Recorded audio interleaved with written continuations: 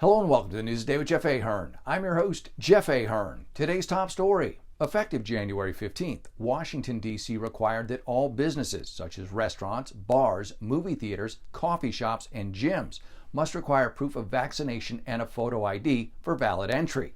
When asked, many D.C. residents said they were looking forward to the mandates. So excited to watch their freedoms burn up in front of them that they even brought their own matches. But something is missing. Why is the liberal rabble not crying racism at having to show an ID?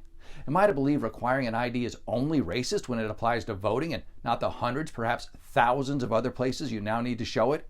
These poor ID-less voters, how can they get anything done? The only place they're allowed to go into is a voting booth. Liberals, the next booster you get should be for common sense, though I hear Democrats have herd immunity to it. They dodge it like Neo in The Matrix, dodging bullets.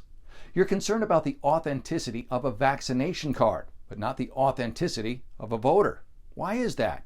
Clearly, showing ID can't be racist, or as of January 15th, D.C. just became the most racist city in our country's history. So let's stop pretending. The reason you don't want voter ID is that it makes it harder to cheat in elections. Period. One dimwit D.C. voter said that it's comparing apples to oranges, only if in the guise of social justice you rename one of the apples an orange.